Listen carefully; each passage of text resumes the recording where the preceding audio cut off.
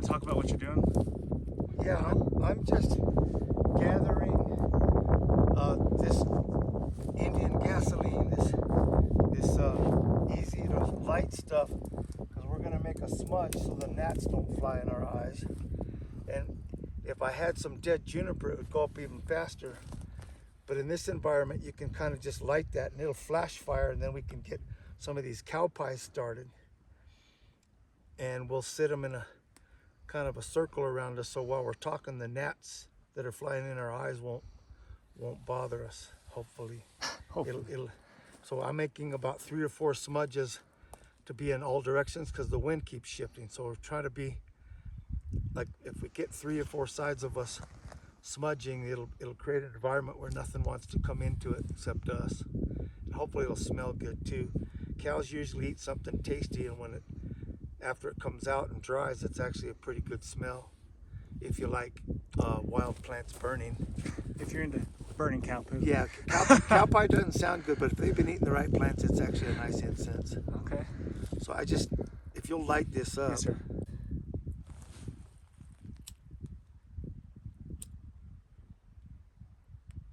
Once it gets lit, it should flash pretty good.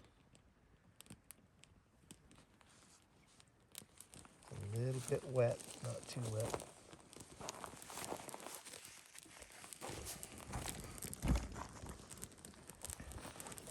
And I'll just keep feeding that. And so now we can see that the wind is exactly the opposite of where it was What it was a minute ago. about 2 minutes ago. So. But we'll get these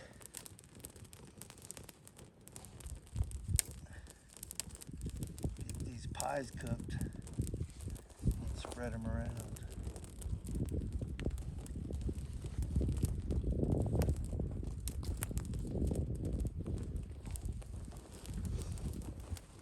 Once they light, if they're dry enough, they'll burn for a long time. Probably at least long as our interview. Sometimes, like where I live, you can get them going about like that, and they'll just keep going. Just go and go and go. But these are a little damper, so it might take a little longer.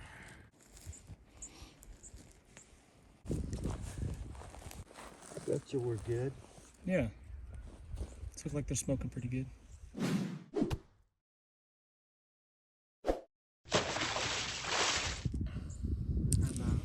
And I'm already noticing that they've left. Less buggy already, huh? There's no bugs around right now. We'll choke. We'll be miserable for some other reason. Yeah. You can complain about other things, but not the flies. Yeah. My name's David Brian Holladay. Born and grew up around Tucson, Arizona, Flowing Wells Irrigation District. About 3 miles from the nearest pavement until it started turning into a neighborhood, and we were served by Tucson. So I started off in the irrigation district and grew up in Tucson, and then after living an exciting 6 months in Mexico after the Olympics in '68, came home to closer to the University of Arizona neighborhood and went to Tucson High, which I think was one of the best experiences of my life. And then ended up going to, got a scholarship, fine arts scholarship to Brigham Young University, and that really changed everything, because when I was living in Guatemala at one point between 7th and 8th grade, my parents, one time I saw a Whole Earth catalog that had a book in it by Larry Dean Olson called Outdoor Survival Skills, and that changed everything. So when I accidentally met that man who was as a professor at BYU, accidentally, it's total diosidencia, God-based coincidence, and that changed a lot of things. So I was kind of a lot of my friends, the people I liked most were the O'odham or the Papago kids, and I liked everybody at Tucson High, but I didn't seem to have a lot of close friends except Armando Diaz. He's from a family that had come from Bacuachi, Sonora. Just good people. Felipe Campoy was a Yaqui, and Lupe Molina was a Yaqui, and they liked to run around in the desert, and so a lot of us got on the cross country team just so we could run around. Just So so you those, could run through the yeah, desert. so those men affected me a lot. They were good. They're good men. And Were you a good runner? I was fair to middle. And I started off real good, made some really good times that impressed the newspapers and stuff. And then some buddies encouraged me to smoke some weed, and that kind of slowed me down from then on out. Mellowed you right out? Yeah. I was never motivated to win at anything. I just liked doing stuff. Okay. I didn't want to be the best. I just loved life. Didn't have a big group of friends ever, but I liked the people I was with. I loved them. I still love them. Grew up in a home that taught us to be really good people, and I got pretty stupid for a while in my 20s, and lost contact with a lot of good people. And you know,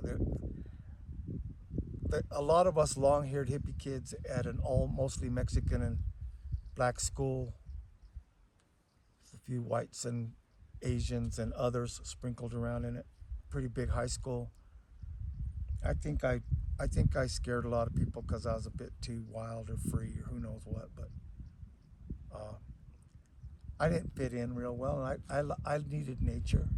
So years later, when I'm doing survival programs and stuff, I finally found a place where I was needed or fit. And then I was 33 before I met my family, like people that really understood who I was and didn't make up a bunch of what I call bull feces lies about you and all that, and weren't jealous or angry, weren't racists. You know, being white in that world wasn't a popular or good thing to be. You heard a lot of things like, you know, he's okay for a white boy, but I wouldn't want him marrying one of my daughters. So I never got invited to anybody's house much. When I was on the wrestling team, I had friends that invited me. Armando always invited. Some good families will take you in, but you could tell there was a lot of concern that their boys would start acting like that pendejo or that strange little white boy. I was loved and appreciated because nobody knew me, and nobody took me to their house except Armando and Felipe and them. I don't think anybody ever invited me over and introduced me to their sister in 4 years, you know. Yeah. So I wasn't a good guy or a good catch in the eyes of most people. They're probably wise about that. But I met my family the first time I went to Rabbit Stick. Human beings that actually knew who I was and what I was talking about and didn't say, what the hell are you talking about? People you could relate to. Yeah, that could relate to me, vice versa, right? So I was pretty much a loner.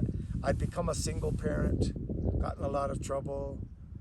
For some reason, Yaqui girls liked me, and I thought I was lucky, and I was, but you know, a lot of cultural differences. So I have a lot of kids by 4 different moms. How many kids do you have? 10 that I've helped to raise or at least pay for or get houses for and stuff. One that I've never seen. His mother decided she didn't like me that much somewhere about 6 months into the pregnancy, so I went away to mine gold in Nevada. That was probably continues to be the biggest heartbreak of my life. Really? Because I'd like to be a good father, and Sure. I loved that woman, and I don't think she knew that I did, so she got rid of me. I was too white or too something, I don't know. If people don't talk to you and tell you what they're thinking, you have to make up the rest of the story. So yeah, that put a big damper in my soul. But then I became a single parent for 12 years. And really, really grew a lot and loved. That was the best experience of my life, was being John Daniel's or Juan Daniel's dad. Kept me out of a lot of trouble, kept me from dating the wrong kind of women. I wanted a good mom. And so some of the girls that would have been glad to have fun with me, I stopped being a person who was looking for a lover and started looking for real love. And so that pretty much kept me from having anybody, except there was once in a while there'd be people that wanted to be my son's mom, but they didn't want to be my wife. Yeah. And so I stayed solo for a long, long time. Tried to raise Juan right. did my best. I don't know how I did, but I did. It was hard. Sounds like But you found the right one now. But that grew me up. Yeah. Yeah. So all in all that sad story or amazing, strange upbringing. So I got married again the second time in 2009, and it's been wonderful to Yeah. to focus on trying to be a good dad and a good husband and drop all that, self-doubt and trouble that I grew up in the middle of. I grew up not feeling very good about myself as a little kid. People didn't know that because I looked confident, but it's because I could act like my dad and my 5 older brothers. So I could stand and talk and look like I knew something, but I don't think I felt really good about my life until, recently, the last 15 years or so. really, Yeah. But it was really a big help to meet people that saw the earth the way I did in close enough ways that we could all communicate. So at about age 33, I finally went to Dave Westcott talked me into going to what's called Rabbit Stick Rendezvous in Idaho. It's kind of the white revival of Stone Age living skills. I always wanted to be a caveman. I didn't want to be an Indian. Got accused of that a lot. yeah. But Pretending to be something you're not. no, I just wanted to learn how all of our ancestors, no matter what color we are, made a living before this kind of consumptive, destructive pattern we're kind of into now. Right. Yeah. So, anyway, I wanted to learn all the skills. I wanted to learn how do people make a living here. And so, backtracking, in our area, there was lots of artifacts left there by the culture called the Holladay. I think it means like plural for all used up. The area that's used up. And so that culture left behind a lot of beautiful art, and I loved making things and being an artist. And so I found a shell frog one time on the way to school, and I knew it was a seashell, wondered how it got in the dirt from that far away from the ocean, was cleaning it up on the way to school, and it had been carved into a frog. And that really started my forward progress in how did people do things before metal. You wanted to before learn how they steel made and that. electricity. Yeah. And I asked a lot of people and nobody knew. And then my first grade teacher, Mona Dayton, amazing school teacher, changed my life big time. She took us to the University of Arizona Museum, and it's 2 levels. And on the upstairs level in the back southwest corner of that museum, there's a bunch of little displays of miniature. There's a miniature mammoth hunt where you look through the window and there's a bunch of little figures, and it shows the mammoth hunt, and then it shows what that site might have looked like 100 years later, and then 500 years later, and then what it looks like now. You look through each little window, and then right behind you they have the jaw and the hip bones of that, or pelvis of that mammoth, with the Clovis points that were found in it. And my sister-in-law Diana Gotcher, married my brother Jim. She was a beautiful, Lithuanian, Polish, blonde, blue-eyed cheerleader at the high school that my brothers went to, Floyd Wells High School.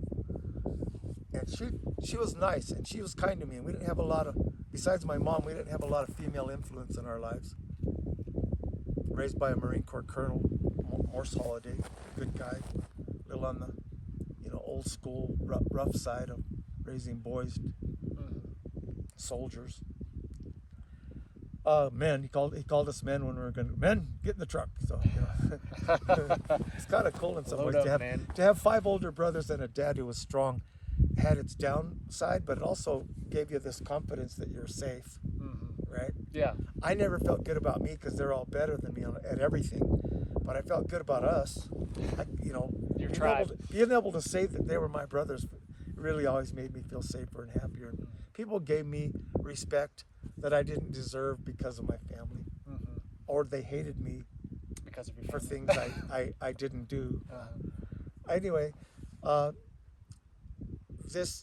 This experience of seeing those mammoth points, and Diana telling me, my sister-in-law Diana got a scholarship to one of the best art schools in San Francisco out of high school, And I just loved her. And she told me one time that I was a good artist. And I just like, and in the 60s, becoming an artist was something you could really do. It wasn't something they warned you against. It's like, there was a lot of free, open thinking. So when I first saw those Clovis points that were backlit, so you could see that they were made out of agates and stuff as a first grader, I remember going, when I get big, that's the kind of artist I want to be. I want to make those. And I didn't know that artifact actually meant that. It's an old piece of art that it gives you facts basically about our past. But it was the Clovis culture, mammoth hunter culture, which all of us come from if you adhere to that story of how the earth came about and how we developed as humans. I'm not so sure all those stories are correct, but Neither here nor there. either way, as a kid, I thought I want to make those. That's the kind of artist I want to be. I want to turn rocks into beautiful things. And so I was more in the sculpture side than the painting side of life. Didn't know that. So at BYU, I meet Larry Olson and what he's doing, and I become I'm on academic probation within about a couple of months of meeting Larry. Not because I wasn't very good at it anyway. I didn't even belong at college, but I stopped going to all my classes except my art class and Larry's. And I wasn't enrolled in his, but I was getting involved. But I stopped my archaeology class. I quit going to my Book of Mormon class. I quit going to my American history class. And I quit going to my archaeology class, not knowing that a lot of money had been invested in me to give me a scholarship.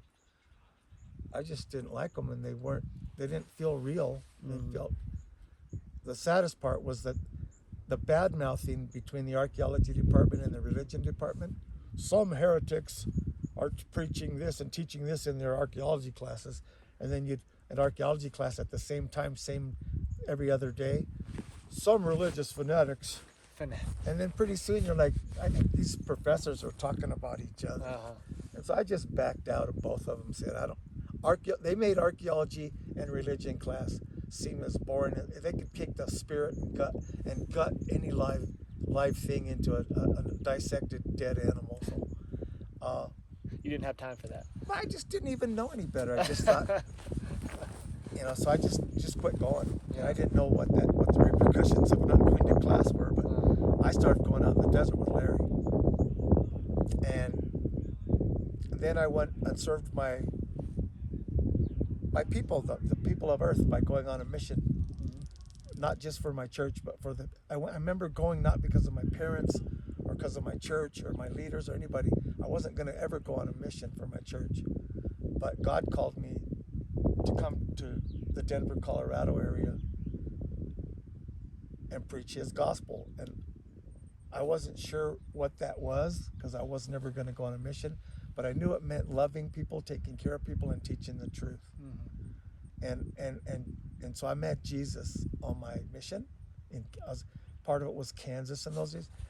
The Colorado-Denver mission in my day was part of Utah, part of New Mexico, part of Oklahoma, all of Colorado, all of Kansas, and half of Nebraska, and part of Wyoming. So it's a big area. But when I was out in Kansas, I met this really good couple that taught at a Methodist college. And they loved God and they loved Jesus. So they let the Mormon missionaries in because they loved to talk about God. And they highly affected my life. That couple, they were afraid to join us even though they liked what we were doing in lots of ways because they'd lose their jobs.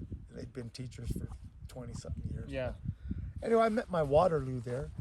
How could I share something about my life and my faith to a couple that's happier and knows Jesus better than I do? What do I have to offer them? Why should they quit what they're doing and come with me when they had a better home life and a better family life and more love and a more functional home than I grew up in? So what I couldn't give them was the next step. So that really hit me hard. Like, what do I have to offer these people? I have this message that Jesus came not only to the people on the other side of the ocean, but he came to everybody. That's a cool idea. That's a beautiful message. We should quit smoking and drinking and take care of our bodies. I was committed to that. But how can I get them to know that there's something more in this universe when I'm a 19 to 20-year-old kid who didn't really have that at home so much. So that's when I got really thumped. I started thinking, I think I'm gonna stick with just my faith in what I do know, and quit talking about stuff I don't know anything about. And that started making me have doubts of whether I was a good missionary and stuff. And that kind of hung on for a while. So when I came home, I went AWOL from all organized religions. And people say, do you believe in organized religion? I say, I believe in molecular organization. I'm really glad everything on the earth is shaped the way it is and stays that way in the natural world. And I know God, and I met Jesus, and I said, they're real beings. And when I'd hear any other religion that taught those same principles, I'd say, that's the same message, and that's the same God on the same earth to the same children of God. And God in our religion has a wife, so we got a mother. So it's not like this all male organization. It's everybody in the church I grew up in knows that the Relief Society sisters get everything done, and their husbands are great men because they're married to really amazing women. That's a known fact. As much as people accuse us of being racist and sexist, I know better coming from the inside. Yeah. So back to other stuff. That raised like that and then leaving that for 30-something years was really hard on my soul, and I thought I was going to break everybody's heart and be a misfit. So like I said, when I'm 33, I meet the people at Rabbit Stick, and I got home and I got family, and I can talk any way I want about anything I really feel and not get shunned or hated or told to go away. Some people got me to said, could you at least shut up and quit singing and dancing by about 3 in the morning? But I was so happy that, you know, we sang and danced down by the river and played congas and drums and danced and looked at the stars and watched the moon come up and go down for 7 days straight. And then I'd teach classes all day because I was so excited to finally have a life where I could be part of a group that understood what my joy was, which was the earth and all the beings on the earth. When other cultures say, ho, matakwasiam, or however it's really said, it means all my relations. And to me, that's every atomic molecular structure in the universe is my family. All my relations. Every sentient being, and in my religion, we were taught that all things are an intelligence. Different forms of intelligence, but even a molecule and an atom are an intelligent being that's cooperating with the beings around them to create the patterns we see. And they're all agreeing to do that. When asked by a loving being to form that way, they just said yes. And they say we're the only ones who can choose to ignore that or get out of balance with that. So humans were given the choice to participate or not, to a degree, right? We got 60, 70 years to do what the hell we want or what the heaven we choose. And then you got to pay the consequences for your choices, sometimes right away, if you're lucky, quickly, and if you're not, you find out when you died that You screwed up. you screwed up.